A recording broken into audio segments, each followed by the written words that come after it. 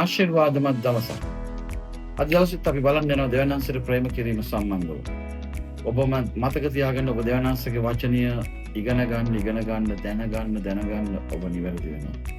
දෙවියන් වහන්සේගේ වචනය තමයි අපිව නිවැරදි කරන්නේ. දෙවියන් වහන්සේගේ වචනය තමයි සත්‍යතාවය. ඒ නිසා අපි ඔබව දැනුවත් කරනවා. ඔබ විශ්වාස කරන හැම දෙයක්ම දෙවියන් වහන්සේගේ වචනය මත විශ්වාස කරන්න.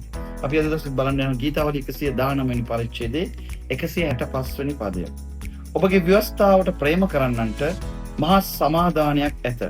පැකිලීමට කිසිවක්ද ඔවුන්ට නැත්තේ. ව්‍යවස්ථාව කියන්නේ යුදෙව්වන්ට දසපනත. ඒ දසපනත ඇතුලේ ඒගොල්ලන්ට ආඥා 613ක් තියෙනවා. ඒ ආඥා 613ම ඒගොල්ලෝ පිළිපදින්න ඕනේ දෙවියන් වහන්සේට ප්‍රේම කරනවා.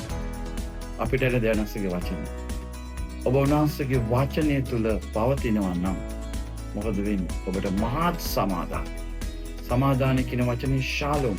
ඔබට සමාදානය හා සඵලත්වය ඇති වෙනවා ඔබ වචනේ තුල පවතින විට.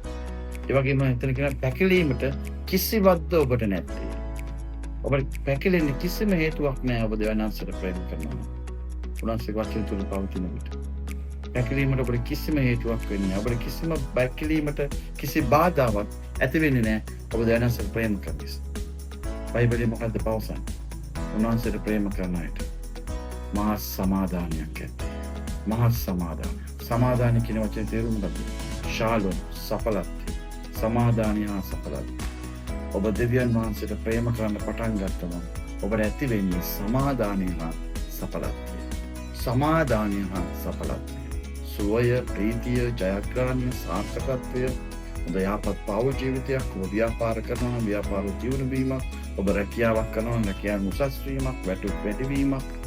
ඒ සඵලත්වය. ඔබ හොඳ ආශිර්වාදමත් පෞල් ජීවිතයක්, ප්‍රීතිය, සමාදානය, සතුට හැම දෙයක්ම එන්නේ වචනයට ප්‍රේම කරන වචන තුළ පැවතීම තුළ.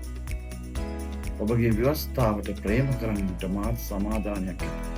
පැකිලීමට කිසිවක්ද ඔවුන්ට නැත්තේ. ව්‍යවස්ථාව කියන්නේ යුදෙව්වන්ට දසපනත අපිට දෙවියන් වහන්සේගේ වචනය.